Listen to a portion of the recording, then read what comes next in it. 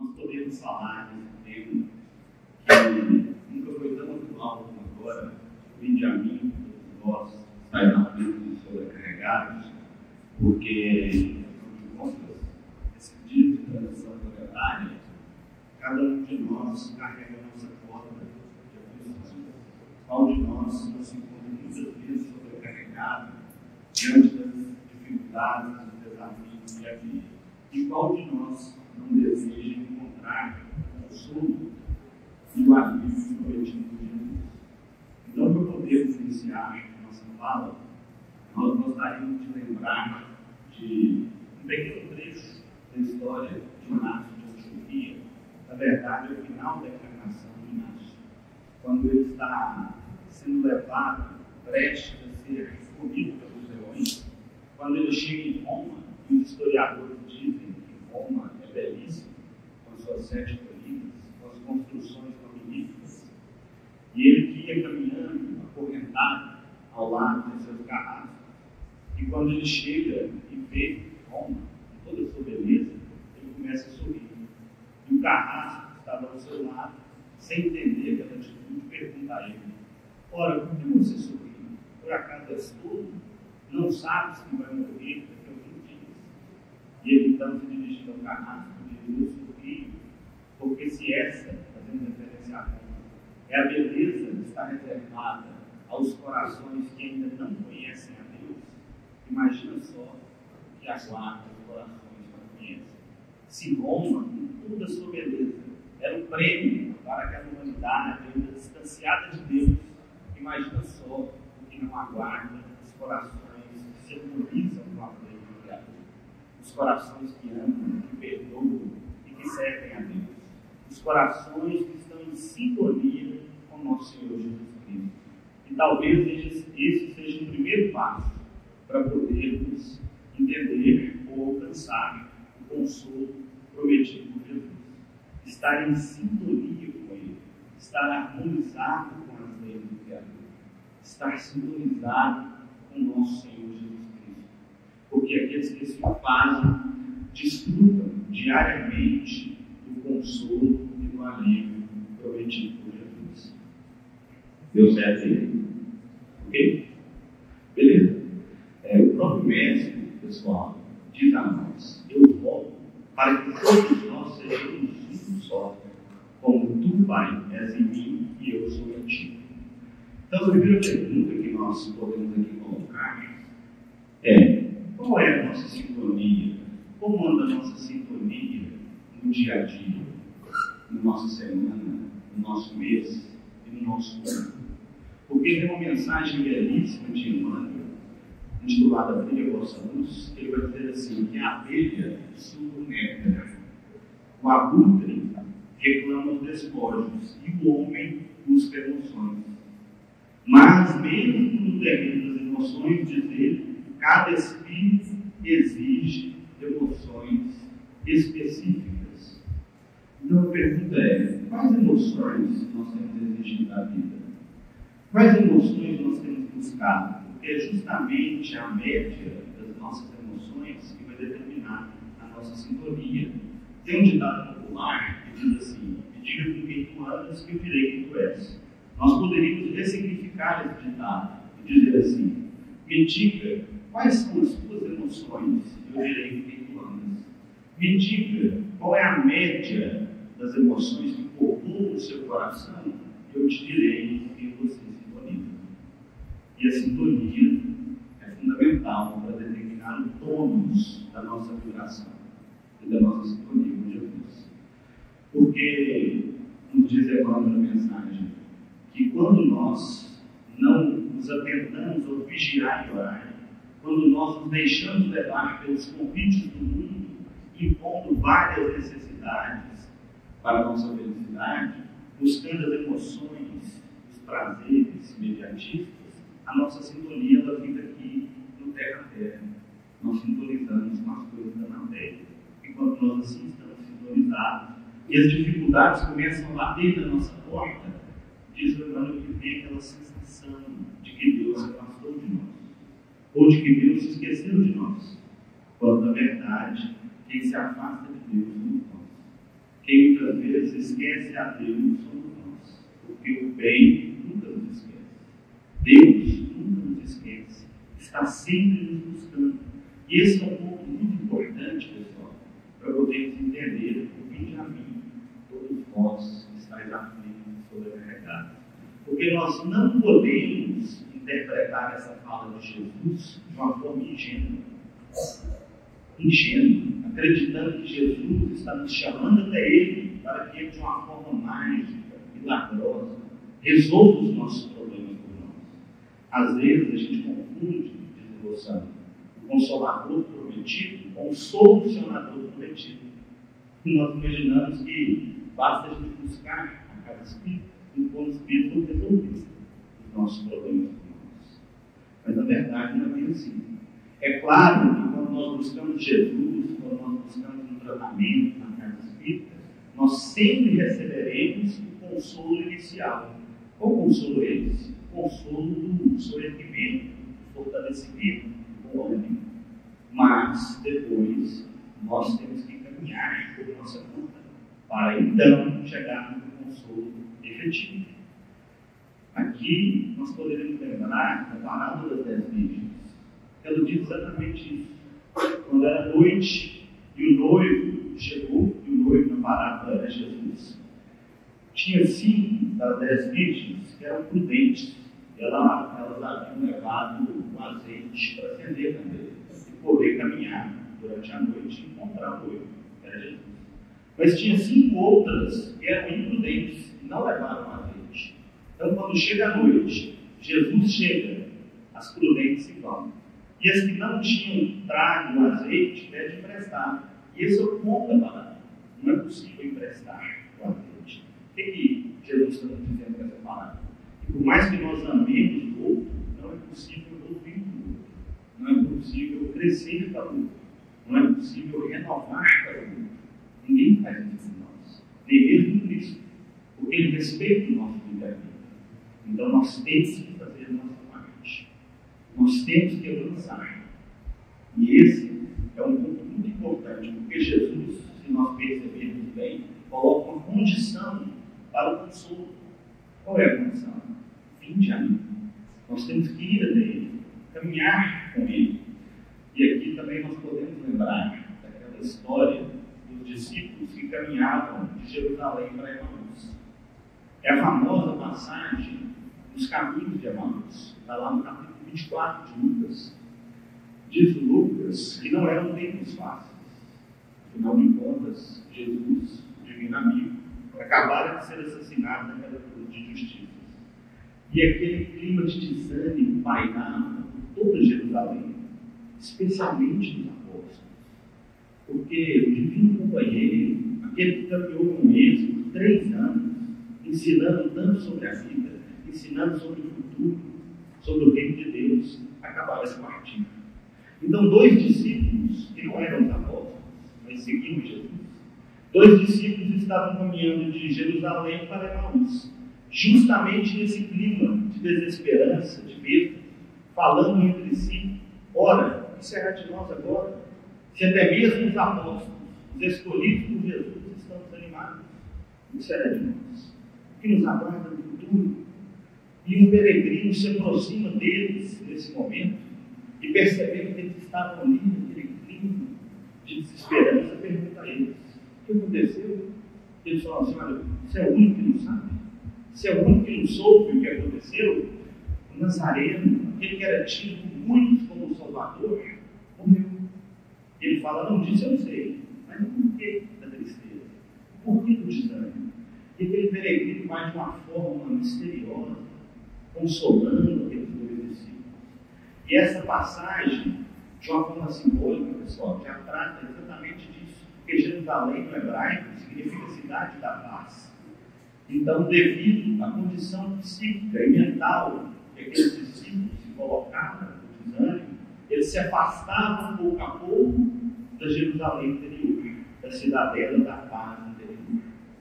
Então, aquele peregrino vai nos consolando, mudando a visão, mudando a ótica de cada um deles, até que então eles chegam em Emaús, sentam em uma hospedaria, e aquele discípulo tem um gesto que era muito semelhante de Jesus, que era repartir pão.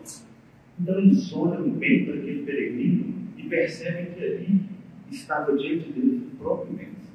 Era o Cristo. E eles então se entreolham, chocados, quando eles olham de novo para Jesus, que ele tinha desaparecido. Então, quantos não somos nós que, como discípulos da história, nos afastamos da Jerusalém interior, porque nos colocamos nessa condição psíquica do desânimo, do medo e do abatimento, não percebendo a presença constante de Jesus ao nosso lado. Mas o Mestre, como prometeu, como tem cumprido, ele vem caminhando pelos caminhos do mundo, convidando os seus discípulos novamente à hospedaria da esperança e da paz. Portanto, é preciso ficar atento, porque Jesus sempre está ao nosso lado, principalmente nos momentos mais difíceis de Emmanuel, que é exatamente nos momentos de dificuldade, de maior dor da nossa existência, é que Jesus se faz mais presente ao nosso lado. Mas às vezes, devido à nossa sintonia, a nossa visão, o nosso olhar ficou obscurecido pelas preocupações excessivas, pela busca das emoções imediatas, do comodismo, e nós não enxergamos. Não foi isso que aconteceu com o André Luiz, do nosso lado. Ele ficou 8 anos no Brau. E o ministro Clarence, a sua mãe, foi quantas vezes o visitar? Ele sequer percebia a presença. Porque o olhar estava obscurecido por outra faixa mental, por outra sintonia. Então, essa é uma questão muito importante. Jesus diz no Sermão do Monte que os nossos olhos são a candeia da alma. Os nossos olhos são a candeia da alma. O que ele quer dizer? Que a forma com que nós enxergamos o mundo, as circunstâncias, as pessoas, é, na verdade, uma medida da luz interior que nós já acendemos.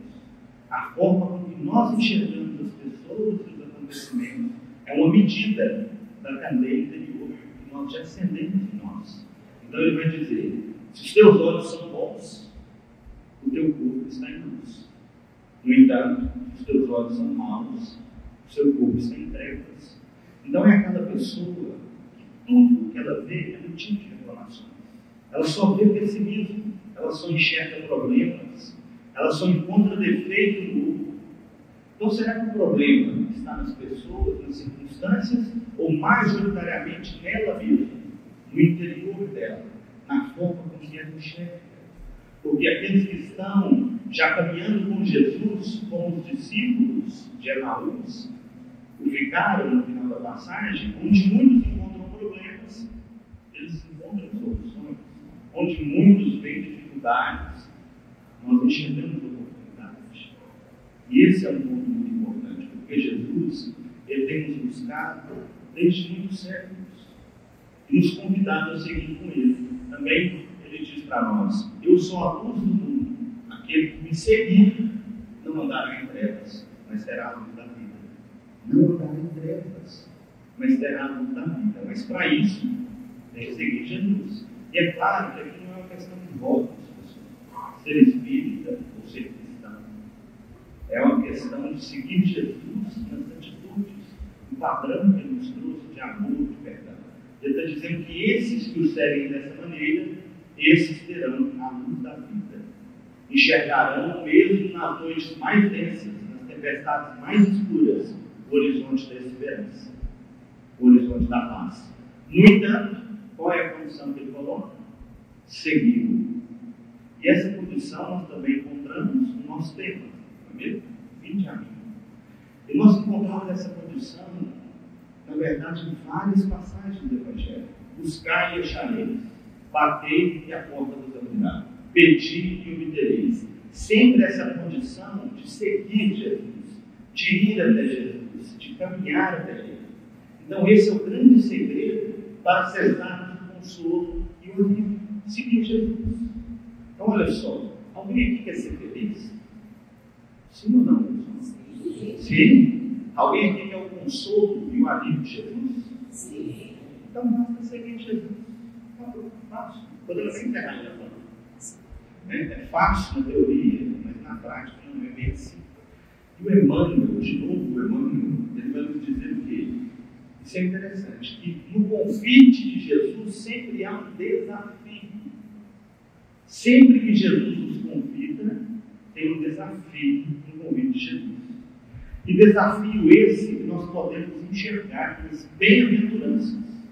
Porque quando nós falamos de consolação, talvez uma das falas mais consoladoras de Jesus em todo o Evangelho é o Sermão do Monte. Bem-aventurados os aflitos, porque serão consolados. Bem-aventurados os pobres de espírito, porque deles é o reino de Deus.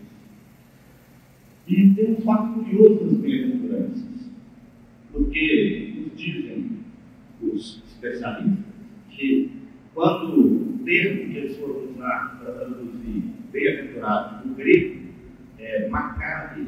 O grego é muito bom também. O grego é por aí, macari.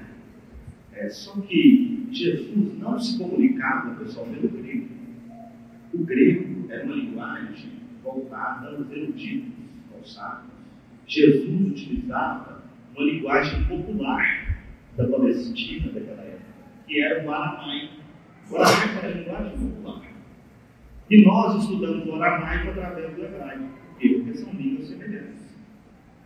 E o termo utilizado por Jesus do hebraico para se referir a bem-aventurado é Asher. O hebraico também não é bom, mas o termo é Asher. E esse termo ele vem do verbo que significa avante, avançar, perseverar e caminhar. Então, tem alguns tradutores que vão dizer assim, que uma boa tradução para bem-aventurado seria avante os aflitos, porque serão consolados. Avante os pobres de espírito, porque deles é o reino de Deus. Então, bem-aventurado é aquele que avança, que caminha, que persevera. Então, nós percebemos aqui esse desafio, porque caminhar até Jesus para receber a bem-aventurança é um desafio. Então, nós queremos aqui trazer esse vínculo de consolo com desafio. Convite ao progresso para chegar ao consolo efetivo. Porque, veja bem, o Cristo não poderia simplesmente nos consolar sem nos impulsionar ao progresso, ao avançar. Por que, pessoal? Por que ele não faria isso? Porque sabe ele que a felicidade perene e duradoura só acontece com a transformação do ser, com a nossa renovação, com o nosso progredir. Sabe Jesus também que qual é a causa das nossas dores? Qual vocês acham que é a causa das nossas dores? Qual? A miséria. Nós mesmos.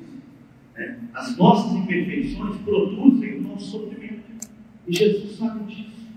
Então, se Ele nos oferece o consolo imediato, nós rapidamente voltaríamos a adoecer. Se for apenas o consolo pelo consolo. Não é isso? Então, tem um fato curioso do Evangelho, que às vezes a gente pouco fala sobre isso. Mas a maioria dos doentes que Jesus curou voltou a adoecer. Quase todos os doentes que Jesus curou no Evangelho adoeceram de novo. Por quê? Porque quando chegavam próximo de Jesus, recebiam o consolo inicial. Qual é o consolo inicial? Fortalecimento, bom ânimo. Mas, quando se afastavam de Jesus, eles deixavam de enfrentar os desafios que Jesus coloca para caminhar com ele. E, portanto, voltavam ao mesmo padrão de comportamento, adoeciam de novo. Estavam doentes novamente. Então, esse é um ponto importante. O consolo de Jesus está atrelado ao desafio da renovação. Temos que renovar a nós mesmos, porque toda a causa do nosso sofrimento está em nós. Então, tem uma mensagem que coloquei aqui no seu nome, de Emmanuel, no livro Religião dos Espíritos, que se intitula Examina a própria aflição. O que o Emmanuel vai falar? Que toda aflição que nós possuímos, toda imperfeição que nós temos, gera uma aflição. Toda imperfeição nossa vai gerar uma aflição. Então, Emmanuel vai dizer assim, eu fiz um recorte, que a mensagem é grande. A aflição do egoísmo chama-se egolatria. Porque a alegria está justamente no compartilhar. E aqueles que são egoístas, eles afastam todas as pessoas da sua vida. A aflição do vício chama-se delinquência. A aflição da agressividade chama-se cólera. Então, aquele que é agressivo, o sofrimento dele é justamente a cólera. Porque a cólera, ela nos adoece. Adoece o corpo, adoece a alma e também afasta as pessoas. Porque ninguém quer ficar perto de alguém que é irritado o tempo todo, que é colérico. A aflição do crime chama-se remorso, porque ninguém foge da própria consciência. Talvez se o assassino de hoje soubesse o que aguarda amanhã, ele não cometeria o assassinato. Porque nenhum de nós vai fugir da nossa própria consciência.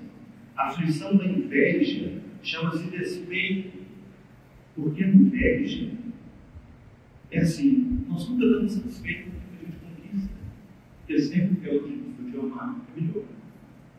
Então a gente está vivendo sempre no inferno interior, porque tudo o outro é bom, nada que eu faço para mim é suficiente. A aflição da indisciplina chama-se desordem. Então, o indisciplinado, pessoal, ele sofre com o quê? Com desordem, porque ele está sempre atrasado, sempre bagunçado, tudo na vida dele é um caos, ele está sempre correndo, porque ele não se programa, ele está sempre tendo que se desdobrar, porque ele não se prepara para as coisas. A aflição da preguiça chama-se rebeldia. A aflição da indiferença chama-se desânimo. Então, a pessoa indiferente a tudo, ela começa a perder o ânimo das coisas. Quando ela se percebe, ela não gosta mais nada. Ela é indiferente do mundo. E por último, ele coloca um aqui que foi uma nunca fechou. A aflição da inutilidade chama-se queixa. Então, ele está dizendo assim, que aquele que mais reclama é o que menos faz. É o que mais traz a inutilidade em si. Ele só se reclama, ele não faz nada. Então, o que a gente pode tirar dessa mensagem? Que o motivo da nossa dor está nas nossas imperfeições. Nós é que produzimos a aflição, a sobrecarga da fala de Jesus. Por essa razão, pessoal, qual é a proposta de Jesus? É a proposta do consolo pela renovação. Se quiser de fato chegar ao consolo efetivo e duradouro, temos que renovar. Temos que nos transformar. E o Emmanuel, novamente, ele tem uma mensagem no livro Fonte Viva, intitulada Consegue Vir, ele vai comentar justamente a frase da noite. Consegue Vir, ele vai comentar o vídeo a mim. Ele vai dizer assim, como é doce ouvir e repetir essa fala de Jesus, mas é desafiador. É desafiador. É o desafio que se torna consolo. Então ele vai concluindo a mensagem com essa ideia. Ele diz assim, que todos os discípulos ouvem o chamado consolador de Jesus, mas com poucos conseguem de fato ir até ele. Com poucos conseguem se ancorar na fé, na coragem de se libertar das amarras do passado e dos velhos hábitos, para de fato irem até Jesus e conseguirem esse consolo que nós tanto esperamos. E esse consolo para aqueles que caminham, para aqueles que vão até Jesus, é o consolo duradouro. Nós podemos lembrar de Paulo, depois que ele aceitou o convite do Cristo, caminhou, chegou um determinado momento que ele disse, a partir de agora ninguém mais me aborrece, porque eu trago em mim as marcas do Cristo. Como nos dizer que aqueles que trazem em si as marcas do Cristo, nada mais os amava, nada mais os incomoda, apesar das dificuldades, porque eles estão com Cristo. Então, como é que o Cristo nos consola, pessoal? Através de contrastes. Então, a gente pega assim, Jesus, consolo, alívio, ele manda a enfermidade. Porque às vezes é a enfermidade que vai lapidar aquele orgulho endurecido no nosso coração. A gente pega Jesus, consolo, ele vai nos mandar no revés financeiro. Porque às vezes é o revés financeiro que vai trabalhar aquela imperfeição que traz o nosso sofrimento. Nós pedimos Jesus paz, Ele nos leva à luta, não é isso? Eu não vim trazer a paz, mas a espada, porque sabe Jesus que não há paz interior sem o bom combate das imperfeições. Aquele espírito que pede, Senhor, eu quero crescer, Ele diz diminua. Eu quero ganhar, Ele diz renuncia. Eu quero salvar, Ele diz perca.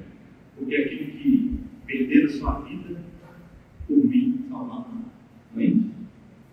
Portanto, pessoal, vinde a mim, todos vós que estáis aflitos e sobrecarregados. Quando nós assim pedimos, ou ouvimos essa palavra de Jesus, vamos ficar atentos. Porque a consolação que Ele às vezes está nos enviando é em si um desafio.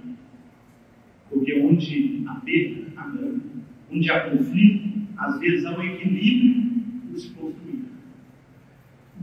Portanto, para então chegarmos a Jesus, precisamos estar sintonizados com Ele.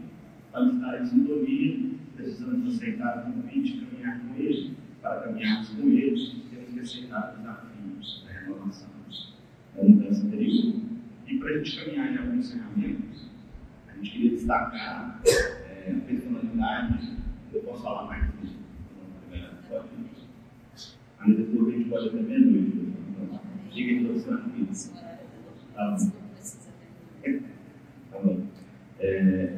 Pessoal, 3 personalidades que refletem muito bem tudo isso que nós dissemos. A primeira delas é Maria de Magdala.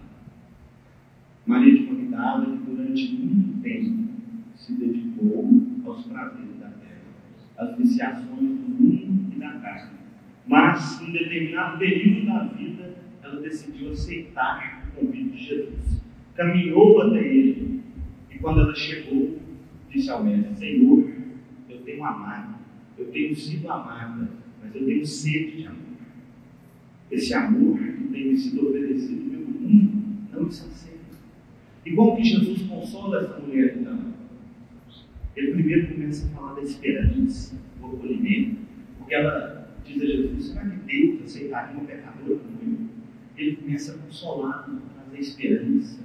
Então olha só, quando a gente busca Jesus, o primeiro consolo, o consolo do fortalecimento, da motivação, mas Jesus coloca o desafio logo em seguida. E qual é o desafio? Dizer: Maria, o mundo tem viciado até mesmo as fontes de redenção, tem viciado até mesmo o amor. Porque o amor que sacia Maria é um amor renúncia. E ela então diz a ele: então quer dizer que o único amor capaz de trazer saciedade é o amor e sacrifício? Ele diz isso, Maria: sou o sacrifício e contém divino mistério da vida. Maria, viver bem é imolar-te. Então, viver bem é renunciar a si mesmo. Se você quer esse amor que sacia, renuncia, sacrifica de você mesmo. Cuida, ama os filhos do mundo que estão encerrados. Então você receberá a saciedade que está procura. O desafio. Primeiro, o consolo inicial, coloca o desafio, ela aceita o desafio, caminha, mesmo com as dificuldades, os abortos, a colocam de lado, mas ela caminha, vai para o lado dos leprosos, trabalha arduamente, e quando então nos encarna, o mestre vai receber. E diz: Maria, você é muito amor, venha minha filha, passa pela porta estreita. Então, Maria fez essa caminhada. Nós não poderíamos deixar de falar também do apóstolo dos gentios, de Paulo de Tarso.